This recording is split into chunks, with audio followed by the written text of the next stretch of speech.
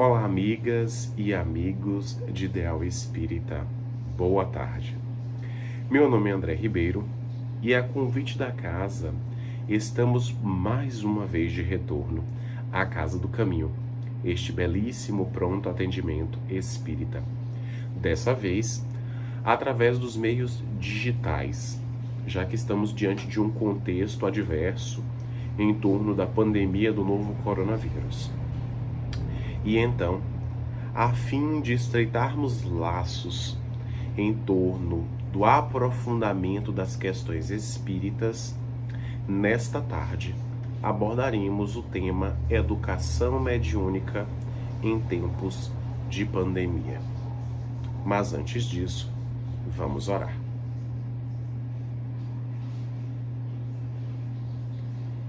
Divino Mestre Jesus, luz imperecível do universo, agradecemos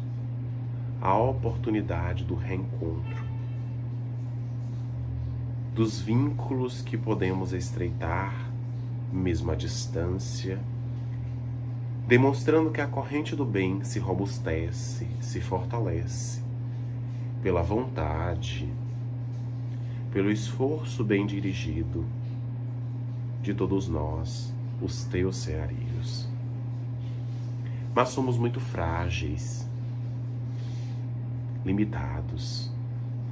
e por isso pedimos a Ti, que nos fortaleça as fibras morais, a fim de que, diante desse contexto adverso, tumultuoso e por vezes desafiador, possamos nós ofertar o nosso testemunho de fé, de esperança, jamais sucumbindo ao desânimo e ao pessimismo. Permita, Senhor, que estejamos vinculados aos benfeitores desta casa bendita, para que desta forma consigamos esclarecer as nossas consciências, curando não só os nossos corpos, mas acima de tudo, saneando os nossos espíritos chagados pelo egoísmo, pelo orgulho, pela vaidade. E assim, permita-nos a grandiosidade de estarmos vinculados à seara bendita e desta forma absorvermos os eflúvios necessários para que nos repletemos, para que possamos nos satisfazer e desta forma experimentar o gáudio, a felicidade daqueles que cumprem com os deveres cristãos a qualquer tempo e em toda parte. Deus seja conosco, abençoa-nos em Teu nome, Jesus, não somente hoje, mas por todo sempre. Que assim seja. Como dissemos, fomos convidados para então discorrermos acerca do tema Educação Mediúnica em tempos de pandemia. Tema esse que julgamos muito palpitante. A década de 1950, portanto, do século passado, foi característica de muitas transformações oriundas da Segunda Grande Guerra Mundial, ocorrida entre 1939 a 1945. E então, nesse cenário aparentemente caótico, devastado pela morte, pela carnificina, surgem também grandes forças em prol do melhoramento e do restabelecimento do progresso. É nesse sentido, então, que fazemos menção a duas personalidades bastante destacadas no que se refere ao princípio da qualidade total, que mais tarde vai receber também um contributo de uma outra figura inolvidável e que também será importante ao contexto de uma sociedade cada vez mais amparada em princípios qualitativos. Fazemos referência ao engenheiro Deming, ao sociólogo Joseph Juhan e ao japonês Kaoru Ishikawa. Os tempos difíceis pós-Segunda Guerra trouxeram novas formas de reflexão para a realidade. É nesse sentido, portanto, que surgem duas personalidades no contexto norte-americano em torno de uma produção que pudesse, de alguma sorte, ser pautada na qualidade. Isso porque, àquela época, a produção industrial era permeada de defeitos, de produtos que não resguardavam qualquer tipo de aspecto mais preocupado com a qualidade. E por isso mesmo, muitos consumidores se prejudicavam, adquirindo produtos de má qualidade, produtos que não duravam o tempo prometido.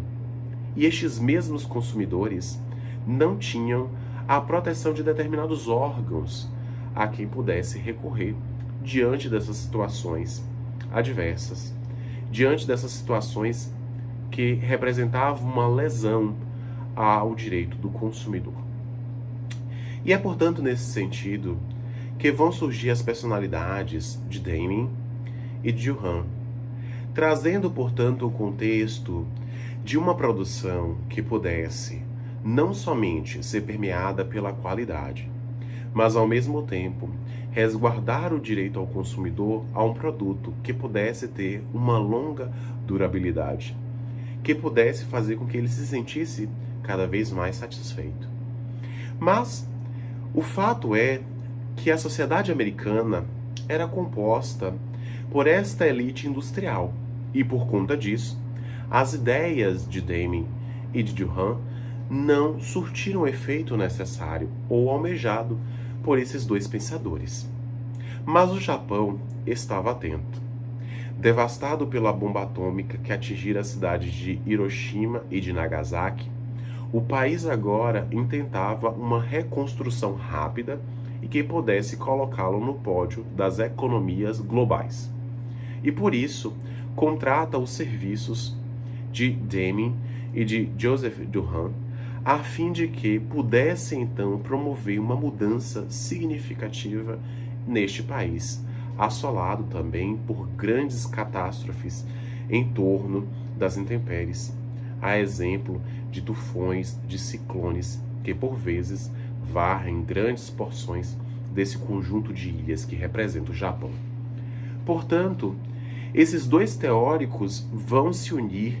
a Kaoru Ishikawa para promoverem aquilo que mais tarde será conceituado no ramo da administração como sendo a qualidade total. Este princípio que vai ser incorporado a pouco e pouco por diversas indústrias para fazer com que sua produção cada vez mais fosse otimizada, que os recursos se tornassem cada vez mais eficientes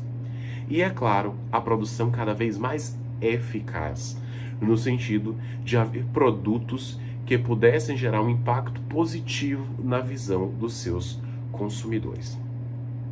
Mas então, diante desse contexto administrativo em torno da qualidade total, muitos poderiam se questionar: o que isso tem a ver efetivamente com o tema de hoje? A mediunidade constitui-se em uma faculdade de excelência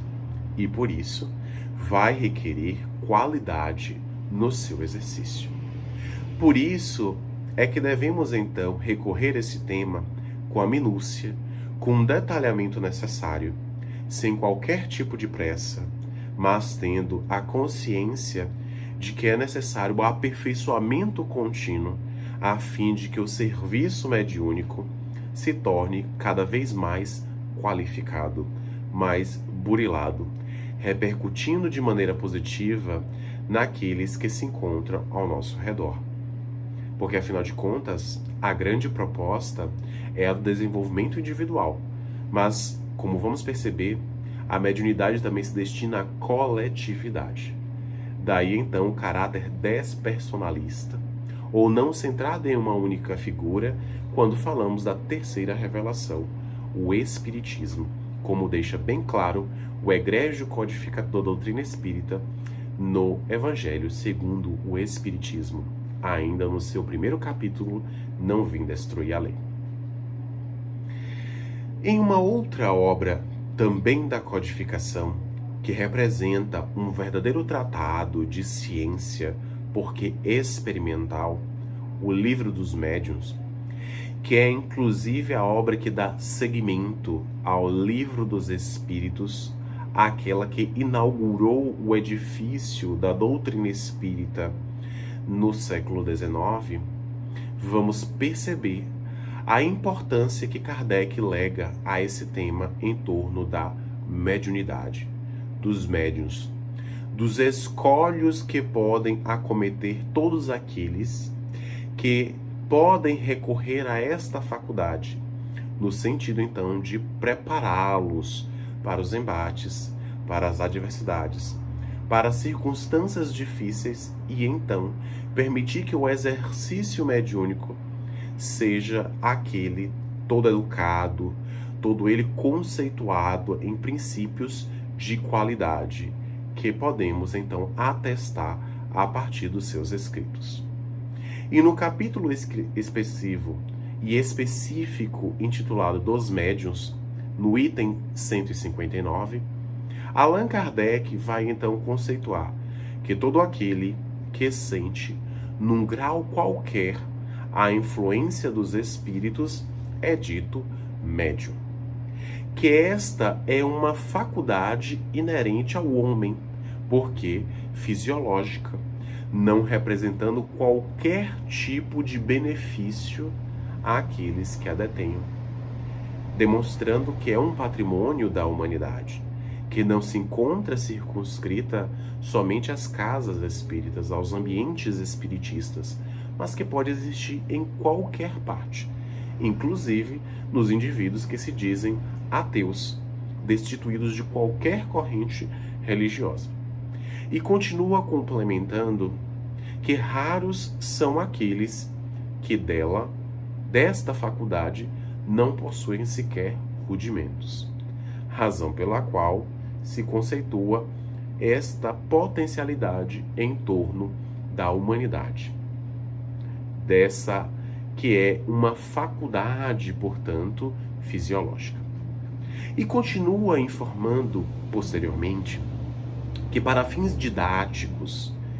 médium será conceituado aquele cujas faculdades se expressem de maneira mais ostensiva, mais destacada, de maneira mais patente, a fim de que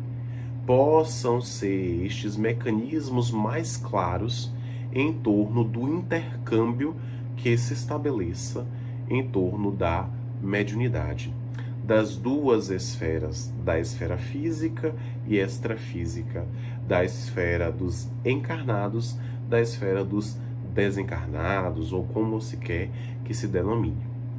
E então, nesse sentido, vamos perceber a importância que Allan Kardec conceitua no sentido de trazer a mediunidade como uma faculdade que, portanto, precisa de atributos para ser desenvolvida da melhor maneira possível. E nesse sentido, ousaríamos então indagar: o médium deve educar a mediunidade ou educar-se para o exercício mediúnico? E nesse sentido, na obra O Consolador, o benfeitor Emmanuel, através da psicografia de Chico Xavier, estabelece claramente que a primeira necessidade do médium é evangelizar-se, educar-se interiormente, a fim de que se prepare antes de assumir quaisquer grandes atividades doutrinárias, a fim de que não esbarre com o fantasma do personalismo que poderia se converter num escolho bastante contundente, bastante expressivo dentro do conteúdo mediúnico. Aí então já temos algumas pistas em torno deste exercício mediúnico, que, portanto, não vai prescindir, não vai dispensar a livre vontade do médium, e não somente isso, o seu aspecto também em torno do burilamento espiritual. Já dissemos que é necessário, portanto, educar-se para o exercício mediúnico, algo que o próprio Allan Kardec, ainda em O Evangelho segundo o Espiritismo, conceitua como sendo o esforço que o indivíduo, que o cristão ou o espírita desenvolve no sentido de domar as suas más tendências ou más inclinações, sendo, portanto, reconhecido como aquele que se aproxima dos postulados divinos, que está mais propenso ao intercâmbio qualitativo com a espiritualidade, já que informamos que qualquer um de nós pode desenvolver os labores em torno da mediunidade, desde que tenha condições para tal, desde que o indivíduo esteja em pleno uso do seu raciocínio, não tenha qualquer tipo de debilidade ou um fator limitante, algo que poderia promover uma superexcitação mental, que poderia destrambelhar o instrumento psíquico, causando males que perdurariam por largo curso. Portanto, nesse sentido, compreendemos, portanto, que a necessidade da educação em torno da mediunidade se faz indispensável, a fim de que o indivíduo possa, diante das circunstâncias que se apresentem, demonstrar esse esforço bem direcionado no bem, para que os benfeitores espirituais dele se utilizem ou dela se utilizem,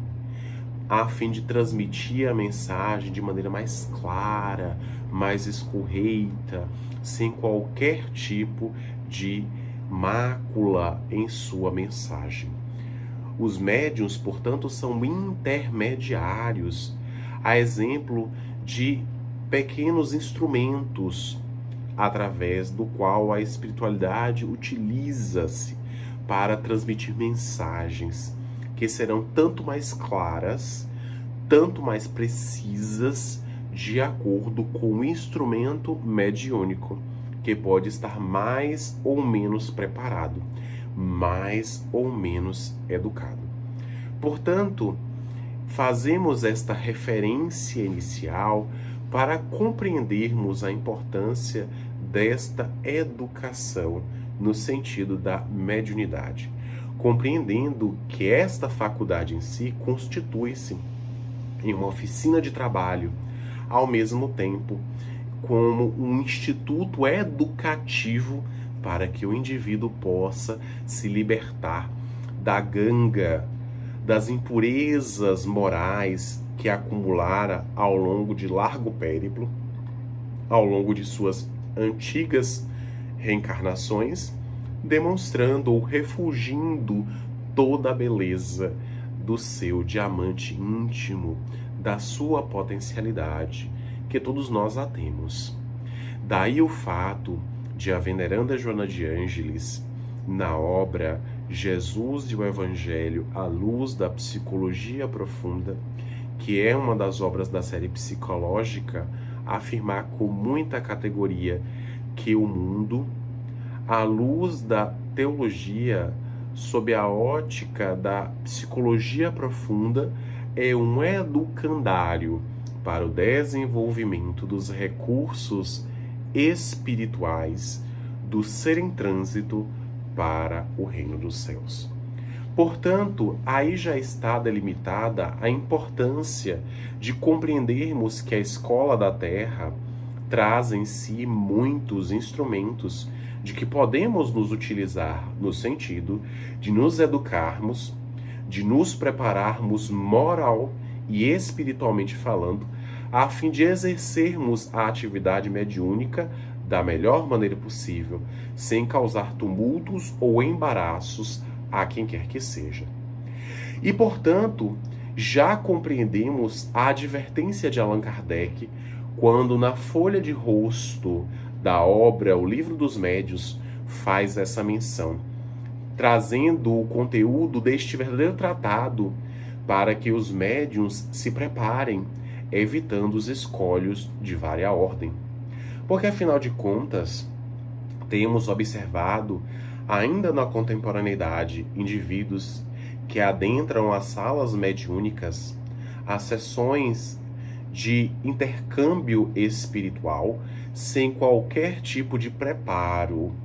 ou de instrumentação moral suficiente para que justamente possam contribuir de maneira efetiva nos labores que se estabeleçam entre as duas esferas da vida, demonstrando, portanto, não somente o despreparo, mas também a ignorância e até mesmo podendo causar graves problemas, como já vem nos alertando os benfeitores espirituais através de diversas obras. Ivone do Amaral Pereira, nesse sentido, tem uma série de livros nos quais recomenda categoricamente que o médium deve ser um instrumento mais sutil, delicado possível, razão pela qual deve o indivíduo zelar pela faculdade. E, é claro, não deturpar o corpo da doutrina no qual está inserido. Porque Allan Kardec, segundo ela, já tiveram o cuidado suficiente de nos trazer os princípios básicos, cabendo a cada um de nós segui-los e contribuir de maneira cada vez mais efetiva no sentido de trazer outros tantos benefícios para a coletividade na qual estamos inseridos. Daí as preocupações espirituais, as preocupações em torno dessa educação que deve ser cada vez mais direcionada ao princípio do crescimento espiritual, sem qualquer tinta personalista ou egóica, calcada em alguns princípios que devem, portanto, nortear os princípios,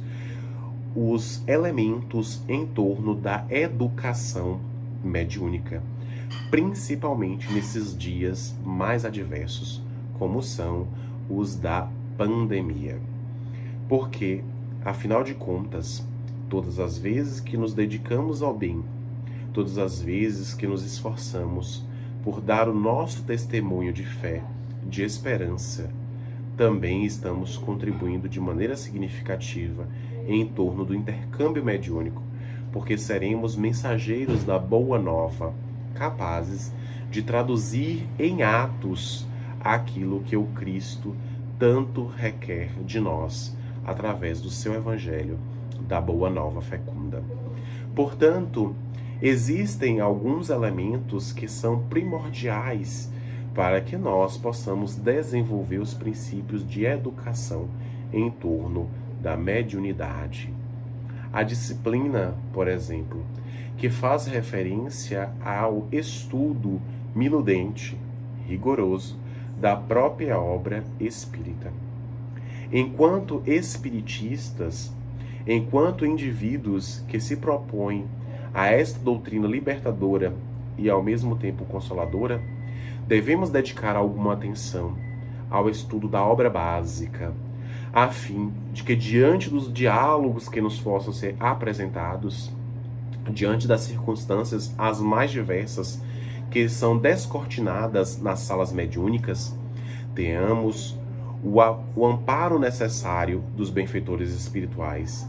E, é claro, o arcabouço, o conteúdo que será de fundamental importância para que possamos traduzir as mensagens, assim como orientar aqueles que se apresentem em uma condição de certa dificuldade, de sofrimento, de muitas dores. E este será o esforço disciplinar capaz de justamente não somente trazer benefícios à própria sessão mediúnica, como também ao próprio medianeiro.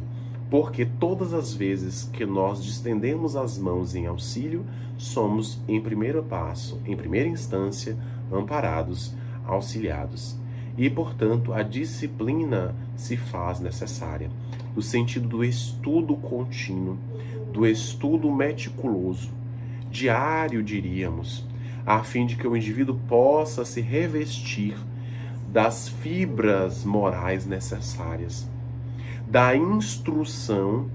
para que as circunstâncias que se apresentem não causem assombro, mas que seja motivo de um entendimento em torno da tolerância, da compreensão, da empatia que devemos estender àqueles que nos anteciparam na caminhada em torno da verdadeira existência. E dessa forma, poderemos contribuir de maneira mais expressiva nos labores mediúnicos. Ademais, podemos fazer uma referência ao equilíbrio, a capacidade de então mantermos saneadas ou sãs as nossas instâncias psíquicas, que, portanto, vão permitir o exercício mediúnico de maneira mais ostensiva. Daí a preocupação para que aqueles que padeçam de males psíquicos graves, de determinadas limitações, de fatores constringentes, não serem aqueles mais recomendados ao labor mediúnico, que, como já dissemos, causa algum tipo de excitação, por força das comunicações que se estabeleçam com o mundo espiritual. Isso, é claro, em um clima de muito respeito, de paz e de muita tranquilidade. Porque este equilíbrio espiritual, este equilíbrio fisiológico que vai permitir que sejamos filtros, que os médiuns sejam instrumentos cada vez mais burilados, mais depurados a serviço da espiritualidade, permitindo que circunstâncias sofríveis, excruciantes, possam se desenrolar de maneira muito natural, sem qualquer tipo de indisposição, de achaque ou de um caráter repulsivo, repreendendo aqueles que são igualmente nossos irmãos na caminhada cristã, na caminhada em torno da fraternidade. Portanto, é necessário que o medianeiro, então, tenha também equilíbrio, para que justamente entenda diversos eventos que circundam as sessões mediúnicas de maneira mais natural, facultando também a capacidade em torno da reflexão, discernindo sobre aquilo que pode ser alterado, que pode ser modificado em esfera íntima, para que este mesmo indivíduo, percebendo isso, através de um exame de consciência, reformando-se na esfera íntima, se doe de maneira mais íntegra e honesta ao labor mediúnico. A perseverança também é um importante instrumento, porque, afinal de contas, muitos são aqueles que relatam as dificuldades iniciais,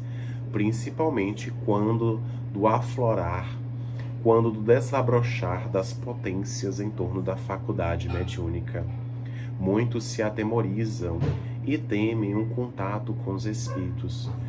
Mas, em verdade, a perseverança constitui-se a chave para o sucesso do empreendimento mediúnico,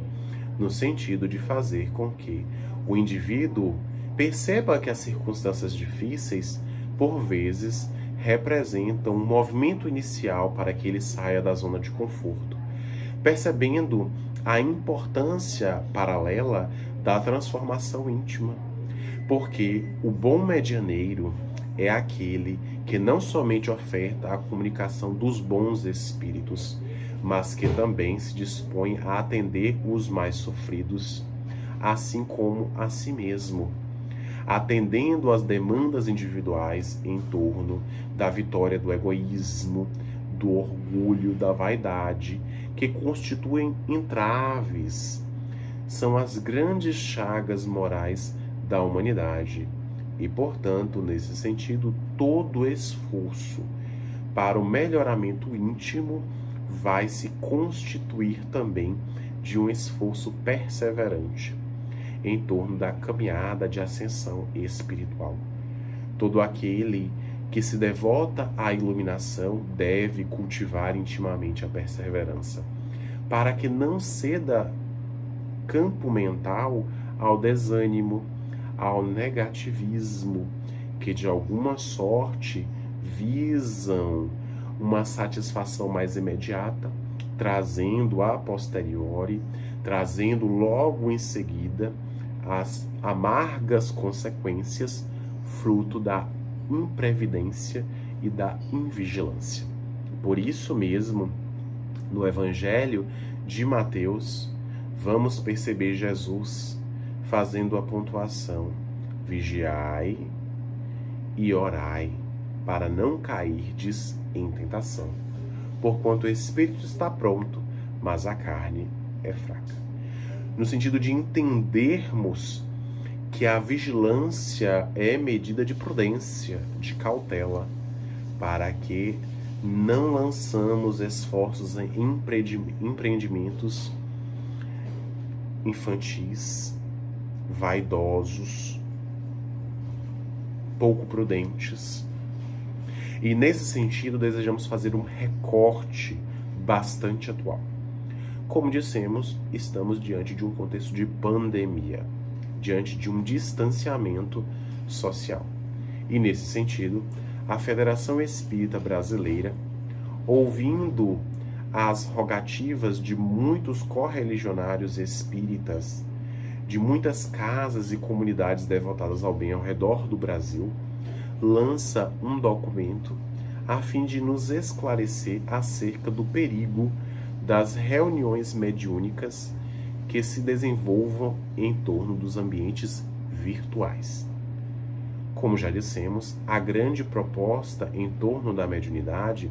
não se traduz na fenomenologia, na aparência ou aparição dos espíritos, na materialização que se possa empreender, mas na transformação moral do seareiro, a fim de que ele, modificando-se, constitua em um bom exemplo à sociedade, à comunidade na qual ele está inserido, ele vive. Portanto, a Federação Espírita, nestes dias delicados, lança uma recomendação para que se evitem e mesmo não se realizem reuniões mediúnicas através dos meios digitais, já que esta não constitui uma condição favorável por não contar uma casa, uma residência, do silêncio por vezes necessário, já que muitas vezes compartilhamos do ambiente com outras pessoas, e porque o ambiente da casa espírita contém as barreiras espirituais mais fortalecidas nesse sentido. Temos obtido os relatos de algumas casas que empreenderam esse esforço no início da pandemia e mais tarde trouxeram feedbacks negativos, porque determinados indivíduos médios mais ostensivos em transe não conseguiam efetivamente traduzir as suas dores ou serem corretamente orientados, promovendo o encaminhar daquele ser que ali se apresentava de maneira positiva, construtiva e edificante, razão pela qual a FEB não recomenda o desenvolvimento de sessões mediúnicas à distância, já que, apesar de a tecnologia ser bastante positiva, não é suficiente para substituir as atividades que possam ser desenvolvidas dentro do ambiente da própria casa espírita. Porém, o médium, diante dessa circunstância, deve se manter perseverante ao estudo contínuo, dedicando-se ao labor instrutivo, ao mesmo tempo em que ore, vibre e vigie, contribuindo para uma boa psicosfera, porque afinal de contas, todas as vezes que nós nos dedicamos ao bem, que nos instruímos, que fazemos parte dessa corrente benfeitora, estamos também a contribuir com a vida e com o esclarecimento de tantos que estão ao nosso redor, encarnados e também desencarnados. Não por acaso, o apóstolo da gentilidade, Paulo de Tarso, a seu turno, esclarecera veementemente que estamos cercados por uma nuvem de testemunhas. E, portanto, se não temos boas atitudes, bons pensamentos, se não ocupamos o nosso campo mental com leituras edificantes ou com músicas enobrecedoras, por certo não estaremos amparados pelos espíritos mais dignos que se propõem a uma evolução contínua, mas ao contrário, com aqueles que conosco se sintonizem e então compartilhem dessas circunstâncias, por vezes mais vulgares, mais ordinárias, trazendo uma série de constrangimentos e de embaraços que por vezes nos perturbam a existência. Daí o fato de permanecermos perseverantes, de nos educarmos para compreender que não somos médiuns somente quando estamos à sessão mediúnica, uma vez durante a semana, mas 24 horas por dia, 7 dias na semana. E desta forma, assim que finda um esforço na sessão mediúnica, um labor entre as esferas física e extrafísica, outro já começa a ser engendrado, preparado, a fim de que se desenrole, se desemboque na semana seguinte. Compreendendo, portanto, que o médium deve ser indivíduo que vigie as instâncias do pensamento, que então se policie com relação àquilo que diga ou que se expresse, porque temos a liberdade de expressão. Tudo, contudo, nos é lícito, mas nem tudo nos convém. E dessa forma, vamos compreendendo a importância dessa perseverança no bem, mesmo em dias difíceis, que não vão nos impossibilitar o estudo contínuo, a ação operosa no bem, que podemos exercer mesmo à distância. A casa, inclusive, dá-nos um exemplo no início, que podemos fazer doações à distância, que podemos comprar livros da sua livraria e pegá-los a casa, sem que haja um contato mais próximo nesse sentido, quando se exalta a necessidade de medidas protetivas de saúde pública. E desta forma, não estaremos, de certa forma, maculando ou deixando de contribuir, mas permitindo que esta contribuição no bem se dê de uma maneira diferente, assim como o esforço mediúnico, que podemos exercer mesmo não estando na sessão espírita daquele momento, naquela sessão mediúnica, mas naquele instante, estudando,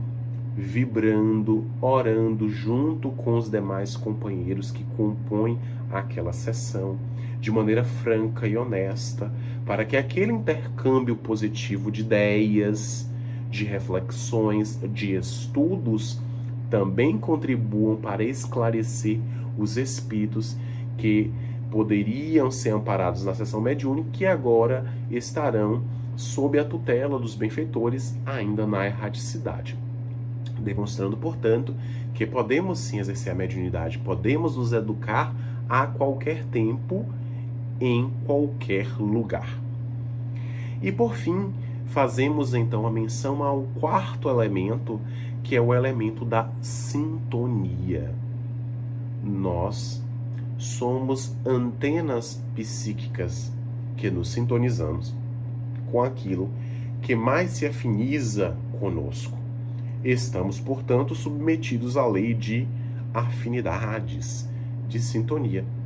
que regula que, de acordo com os nossos pensamentos, as nossas palavras e atos, trazemos para mais perto de nós espíritos ou encarnados que compatibilizem com aquilo que somos, com aquilo que nós expressamos ou desejamos expressar. Daí então a propriedade daquele rifão que diz, de maneira reversa, que é necessário que se diga quem és para que se diga com quem andas. Porque, afinal de contas, aquilo que somos acaba por atrair uma série de eventos, de pessoas ou de espíritos que mais se afinizem conosco. Mais uma vez, a referência a Paulo, quando menciona a nuvem de testemunhas. Portanto, a compreensão em torno da mediunidade nesses dias é de fundamental importância para que justamente possamos entender que podemos ser médiuns a qualquer tempo, em qualquer lugar. Que a mediunidade é esse esforço de sintonia com as esferas mais superiores para auxiliar aqueles que se encontram em um patamar idêntico, inferior ao nosso, para que possamos dar margem e entendimento àquilo que o Cristo fez referência quando disse: vós sois deuses e devereis exercer esta divindade a qualquer parte, distribuindo, exercitando esta que deve ser uma atividade digna e honrada e jamais vulgar ou ordinária. Curai os enfermos, atendei àqueles que necessitam, dai de graça o que de graça recebeste,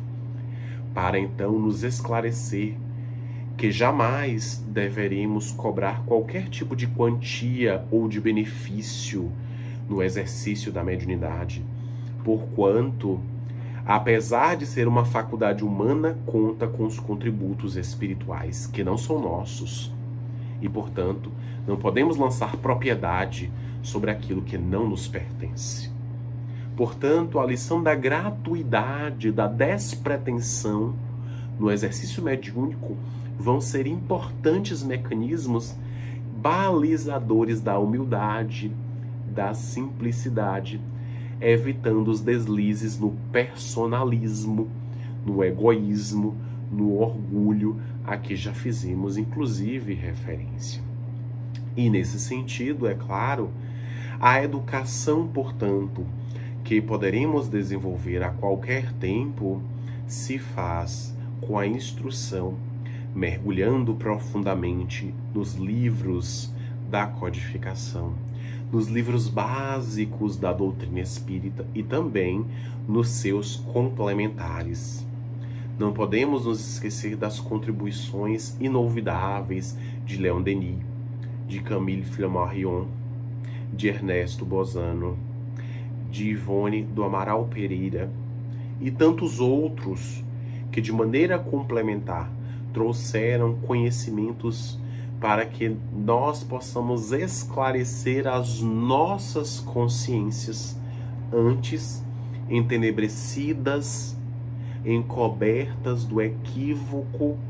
do erro, a fim de cada vez mais nos aproximar do ideal da plenitude, da vivência mais digna conosco e com os espíritos que se encontram ao nosso redor. Portanto, o esforço em torno da mediunidade se faz a partir das medidas de prudência, da mesma vigilância, quando recordamos uma passagem bastante interessante e, ao mesmo tempo, ilustrativa dos elementos que trouxemos há pouco. Quando, estando com os discípulos em Cesareia de Filipe, A determinado momento, Jesus então indaga aos seus: que dizem os homens que eu sou? E os discípulos respondem: uns dizem que és João Batista, outros que és Elias. Alguns ainda que és um dos antigos profetas. E então, virando-se para Pedro, indaga: e tu, que dizes que eu sou? Tu és o Filho do Homem, o Messias enviado, aquele a quem aguardávamos em torno das profecias. E Jesus então redargue, dizendo: bendito és tu, porque não foste a carne, mas o Espírito que através de ti manifestaste. E então os discípulos se alegram, assim como Pedro. E Jesus então começa a detalhar aquilo que ocorreria com ele mesmo. Que iriam a Jerusalém e que ele iria ser submetido a uma série de situações aflitivas, de algumas circunstâncias dolorosas impostas pelos anciãos, pelos doutores da lei. Quando então Pedro o afasta e o repreende, dizendo que Deus jamais permita que isso ocorra. E Jesus agora riposta de maneira enérgica, informando: afasta-te de mim, Satanás. O que poderia parecer um paradoxo em primeira análise, porque afinal de contas, como seria possível que o indivíduo, em primeira instância, ou num primeiro momento, fosse exaltado, bendito, e mais tarde fosse repreendido pela imprevidência? Então se esclarece justamente pela lição da vigilância, que devemos a todo instante estarmos sintonizados com as esferas superiores, porque em um momento muito simples, em um deslize, poderemos mais tarde colher pesadas consequências fruto desse ato pouco cauteloso ou imprevidente. Daí o fato de, portanto, a educação mediúnica não se fazer dispensando a vigilância, a oração, a disciplina, o equilíbrio, a perseverança e a sintonia, assim como outros elementos que são de fundamental importância, igualmente, para que justamente o seareiro, o medianeiro, seja um instrumento mais habilitado, cada vez mais dócil, sutil às intervenções, às influências do mundo espiritual, portanto, sendo o melhor intérprete, aquele que possa traduzir as sensações, a emotividade, as lições profundas que os benfeitores do mais alto têm para nos esclarecer. Educar-se para então o exercício de uma mediunidade sadia, construtiva, honrada e dignificante. Eis a grande proposta que exaltamos nesta tarde, para que nos recordemos a importância do desenvolvimento da moralidade. Ainda percebemos nos companheiros, infelizmente, uma forte tendência ao fenômeno, a ocorrência mirífica maravilhosa que deslumbra o olhar e a atenção mental. Mas, em verdade, a proposta em torno do Cristo é mais profunda. Ela vai, então, se radicando no fulcro da criatura, para que ela se modifique. Porque o fenômeno não guarda nenhuma importância se não for útil, se não promover uma melhoria interna. Daí, portanto, a necessidade dessa educação íntima, de educar-se para que o exercício mediúnico seja cada vez mais digno, edificante, produtivo, onde ele esteja em desenvolvimento. E desta forma, seremos conhecidos como fiéis servidores do Cristo, porque justamente praticamos a sua lei de amor, de concórdia, de equilíbrio no exercício desse labor tão digno e, é claro, igualmente importante. Por isso, educar-se em tempos de pandemia constitui-se um desafio a que podemos lograr êxito, se assim desejarmos, porque não nos esqueçamos, todos nós somos dotados de livre-arbítrio, e então, quando direcionamos a nossa vontade para o bem, o esforço será recompensado com o galardão da plenitude, da felicidade, da bem-aventurança. Que o Senhor seja conosco, clarifique as nossas consciências e nos acompanhe hoje e por todo sempre. Nesse instante, vamos então pedir a todos que entremos mais uma vez em vibração.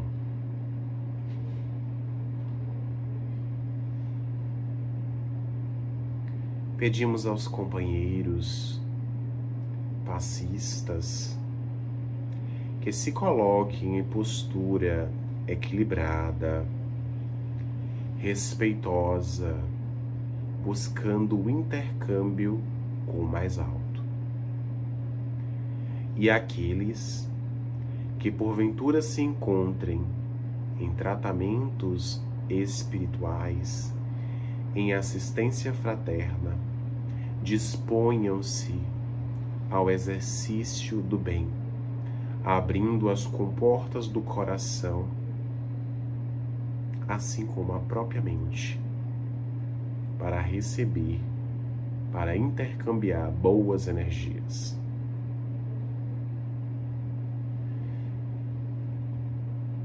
Senhor da vida, só temos a agradecer esses instantes redentores, instrutivos, consoladores e estimulantes. Sabemos que tudo depende de nossa vontade bem dirigida. E nesse sentido, rogamos aos benfeitores do alto que completem o nosso esforço, que sabemos muito pequeno, que esclareçam as consciências de todos nós, encarnados e desencarnados, e que permitam o intercâmbio dos eflúvios salutares, das boas energias, para que nos melhoremos, para que ao final deste labor doutrinário estejamos muito melhores do que quando nele ingressamos. E assim, Senhor da vida, mais uma vez agradecemos, assim como aos benfeitores da casa que não cessam de auxiliar, que nós também possamos auxiliá-los, que possamos dispor de uma mente contrita,